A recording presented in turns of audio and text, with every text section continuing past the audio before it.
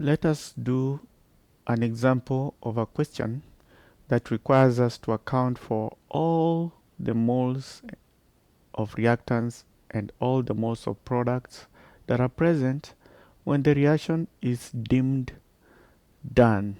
So this question reads, calculate the number of moles of reactants and products that are present after the reaction of 1.5 mole of methanol. This right here is methanol. It's an alcohol with, so methanol is reacting with 0.5 moles of oxygen is complete. Calculate the number of moles of reactants and products that are present after the reaction of 1.5 mole of methanol with 0.5 mole of oxygen is complete. The equation of reaction is given. 2 moles of methanol gas is reacting with 3 moles of oxygen gas to give you 2 moles of carbon dioxide and 4 moles of water. The equation generously gives us the formula masses. Otherwise, we would have added the atomic masses of all these to get their formula masses. So this is information on formula masses. So in order for us to identify the amount of reactants left or consumed and products formed, we have to still do the stoichiometry. And stoichiometry just means that we have to determine the mole ratios, reacting ratios. So we start by step 1, or we start with step 1, identifying the limiting reactant, because the limiting reactant will give us the right moles that we need to reference for any other reactant or product in this question. I'm going to use the method 1 of finding the limiting reactant, which means I'm going to find which reagent on the left side will give me the least product, say, of CO2. That will help me to kill 2 birds with 1 stone. That will tell me the limiting reagent, and it will tell me the theoretical yield or the amount of moles possible for CO2. So let me test methanol and see if it's limiting. So what do we mean by limiting reagent? The limiting reagent is that which gives you the least amount of product, and our product selected of choice for now for step 1 is CO2. You can even test with water. Is methanol limiting? That's a question. So I see the reaction is going with the ratio of 2 methanols to give me 2 CO2s. And so I can write my conversion factor for this. Since I'm going to moles of CO2, I need to know how much CO2 can be made if a methanol is limiting. My conversion factor will be for every 2 moles of CO2 from the balanced equation, it must be formed from 2 moles of methanol that reacted if methanol was calling the shots, if methanol was the reagent completely consumed. And now I can predict the amount of CO2 produced if we started with 1.5 moles of methanol. So I'll say, given 1.5 moles of methanol, CH3OH, how much CO2 I can form if I know that for every 2 moles of methanol I make 2 moles of CO2.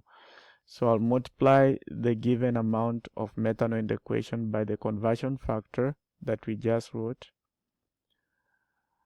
If you write it like this, it's going to enable us, or it's going to enable you to cancel out moles of methanol. The answer reported will be moles of CO2, and it happens to be 1.5 moles of CO2 expected if methanol was the limiting reagent. Okay, we don't know yet. We still have to ask ourselves the second question: is oxygen gas limiting? Again, we'll have to go back to the equation. We see that for every 3 moles of oxygen gas, we are making 2 moles of CO2. So we'll ask ourselves how much CO2 we can make if we started with 0.5 moles instead. So 0.5 moles of oxygen is going to be multiplied by our conversion factor. I'm going to moles of CO2, so I say for every mole of CO2, I must have reacted 3 moles of oxygen. This is where I got my conversion factor, and this will help us to cancel mole of oxygen, mole of oxygen. Our answer will read moles of CO2, and that's going to be, okay, so I have 0.5 multiplied by 2 equals 2, divide by 3 equals 2. So it's gonna give me 0.333 recurring moles of CO2 expected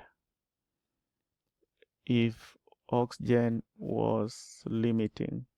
Now it's time to make a decision. We have two scenarios.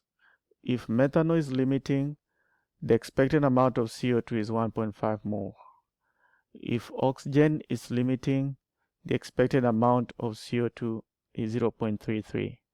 Remember the definition of a limiting reagent. A reactant or a reagent that gives you the least amount of product. It limits you from making a lot of it. So the limiting reagent here will be oxygen because it gives you a less amount of CO2, 0.33, while methanol, the reagent is predicting 1.5 mole of CO2. So we're going to draw a conclusion here. Therefore, oxygen gas is the limiting. Oxygen gas is the limiting reagent. So step number 1, check, complete. Remember again, we go back to the question. The question is asking us to calculate the number of moles of reactants and products that are present after the reaction of 1.5 mole of methanol with 0.5 mole of oxygen is complete. So you see how we've determined the limiting reagent. We also know the theoretical yield. The theoretical yield of CO2 is going to be dictated by the limiting reagent and is 0.333. That is the much possible amount of CO2 that can ever be formed from this reaction if we started with 1.5 mole of methanol and 0.5 mole of oxygen. The limiting reagent always gives you the theoretical yield of the product. So I can go somewhere here in my table and already write how much CO2 will be formed. I know that oxygen is limiting. It's going to be completely consumed. When the reaction is done, the limiting reagent is always completely consumed. So let's go to a table that will help us to finalize our answer. So far, I know that initial amounts, this is the same reaction, initial amounts we started with 1.5 mole of methanol and 0.5 mole of oxygen. Now, remember that the reagents or reactants are always consumed and products should be formed after. Initially, there's no product. Initially, there's no product. Now, we just said that the theoretical yield of CO2 is going to be 0.333. So I know that the product is going to be increasing in amount. And the final amount, if I add these two, 0 plus 0.333, the final amount of CO2 should be that. And I know that oxygen is the limiting. If oxygen is the limiting reagent, it's going to be completely consumed. Reagents are consumed, so we use negative. Products, we are making them, we use positive. Reagents, we use negative. So this will be completely consumed. If you add these two, you're going to get 0 moles of oxygen at the end. Okay, I told you at the end we expect 0.33 moles of CO2. So you see, which is why I like using method 1 of finding the limiting reagent. It quickly tells me what I expect to get. Now, if oxygen is limiting, it's the one that's going to call the shots. So I can already know how many moles of methanol will be consumed by doing some calculations. So let's go back on the other side and do some calculations and fill up the rest of this table. Remember, reactants, they change by reducing. This is the ICE chart, if you want to call it, or ISF chart, if you want to call it, initial, change, final. So the change of reagents will be negative, the change of products will be positive. We've already answered these two based on the limiting reagent calculation and theoretical yield. Okay, remember this was the theoretical yield of CO2. And we know that oxygen is limiting, so it's going to be completely consumed. So the 0.5 moles will disappear. We subtract. If you add these 2.5 plus minus 0.5, you're going to get 0 moles. Limiting is gone, completely consumed. So now we need to fill up the first column and the last column. Let's go back. Okay, so now we know that oxygen is completely consumed. We already know the theoretical yield of CO2, filled up the table. Now, step 2, we're going to calculate the moles of methanol reacted and the moles of water formed. Now, we are going to do this by using the limiting reagent. Now I'll ask you, what's the limiting reagent? In our case, here will be oxygen that was completely consumed. I'll ask you, how much oxygen do we have in the problem? We are told to start with 0.5 moles of oxygen. So here, I'm going to dance with the reacting ratio. So I'm going to rewrite here the equation. So the equation reads 2 moles of methanol reacts with 3 moles of oxygen gas to give us 2 moles of CO2 and 4 moles of water. It's balanced, I believe. Okay, so now if I'm considering the moles of methanol in relation to the moles of our limiting reagent, the ratio will be 2 to 3. So for every 2 moles of methanol, I need 3 moles of oxygen. So let's do that first. Let's call this part A. Let's find the possible amount of methanol used. Let me write it here. Calculating possible amount of methanol needed to completely, remember oxygen is reacting, completely is limiting, to completely react with 0.5 moles of oxygen. So we need the ratio of the oxygen and the methanol to do this, to calculate the possible amount of methanol needed to completely react with 0.5 moles of oxygen gas. So this is gonna give me a conversion factor. You can never run away from conversion factors in this class. Since we are looking for methanol, the conversion factor will be 2 moles of methanol will always react with 3 moles of oxygen. Okay. However, we know that the amount of oxygen given is 0.500 moles. So I can take my 0.500 moles of oxygen and multiply by this conversion factor. For every 2 moles of methanol, it reacts with 3 moles of oxygen. So what if you're given 0.5 moles of oxygen? You don't have 3 moles. For every 3 moles of oxygen, you need 2 moles of methanol. What if you're given 0.5, like in the problem here? So in that case, what we're going to do is to multiply these two. Moles of oxygen will go. And then if we divide this, I believe it's gonna be equal to 0.333 recurring moles of methanol used up or needed. Okay, so we'll come in our table and call this our change.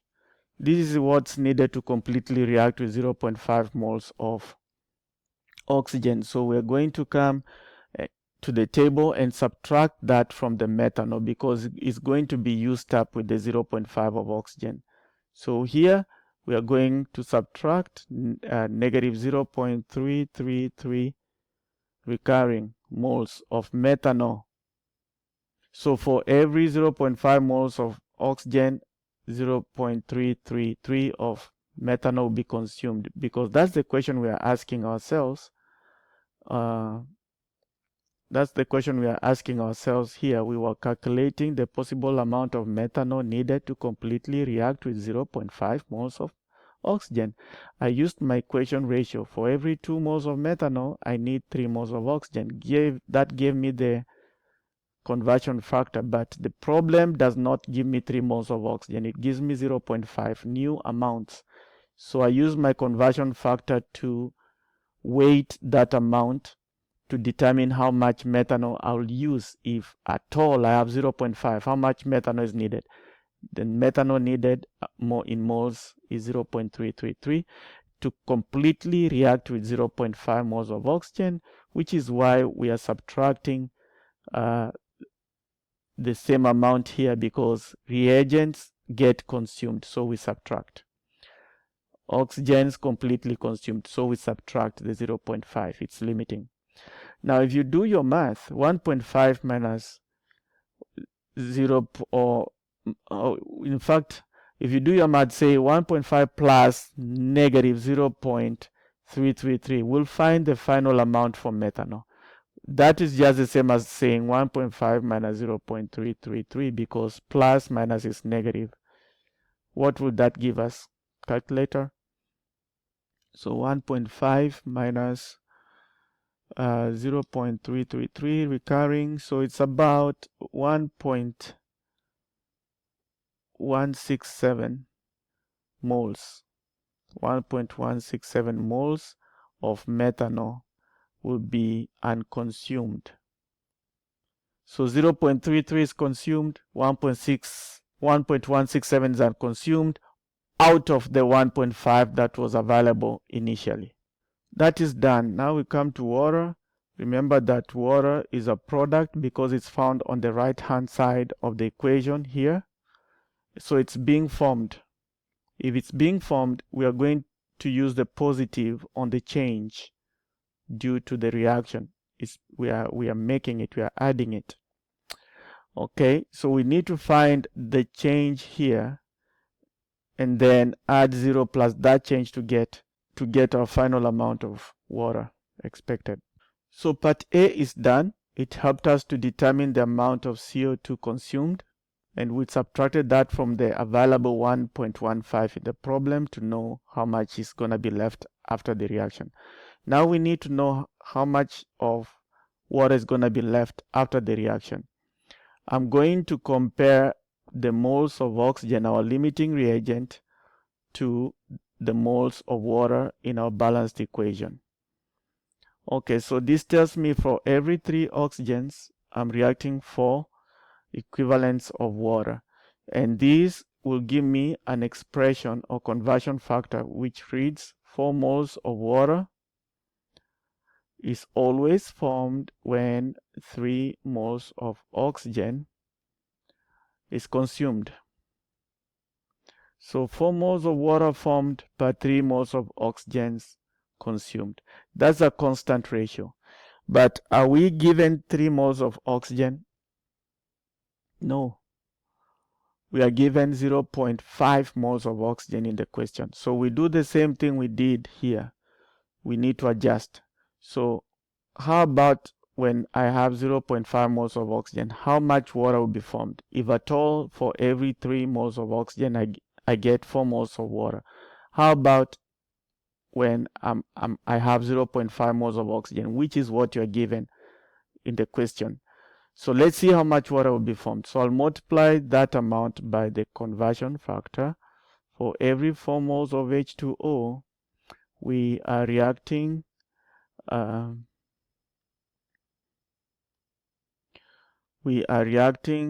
3 moles of oxygen. We do the math. Let's predict the moles of water possible. The moles of oxygen will cancel moles of oxygen. So we bring our calculator. Okay, 0.5 multiplied by 4 and then divide by 3. So it's giving me 0.666 almost recurring moles of water produced when I react 0.5 moles of oxygen. So I'll take these moles of water produced and put them in our initial change final table. So let's go there and write. So positive 0.66, we can round it to 7 moles of water formed. So now if you add 0 plus 0.667, finally this is the amount of moles of water that is expected at the end. So we are always adding initial plus change to get the final amounts. Let me write that. Final amount is always initial amount plus change plus the changed amount. Remember, for the reactants, you subtract in the change row. For products, you add in the change row. For reactants, you put minus in the change row. For products, you put positive in the change row. And then to find the final products, you add the initial plus change, which is what I've written here. And that is done. So if you really want to summarize what's the final amounts, then you can say for methanol, when the reaction is done, we're going to have an excess, because it was not limiting, an excess of 1.167 moles. For oxygen, when the reaction is done, we have no oxygen left. Why? Because O2 is limiting. Limiting reactants are always completely consumed. And then for CO2, when the reaction is done, we have this much formed, and that is moles. And then now for the water, when the reaction is done, we'll have 0.667 moles of water formed. That's what the question was asking. We can read the question again. The question asks, calculate the number of moles of reactants and products that are present after the reaction of 1.5 mole methanol with 0.5 mole of oxygen is complete. In the table, in step 3, if you set up the table, you'll always be able to find the final amount by adding the initial amounts plus the change. Reactants will always be negative. Products will always be positive. Then you add initial plus change. According to the equation I wrote here, you get the final amounts. That's how you do it.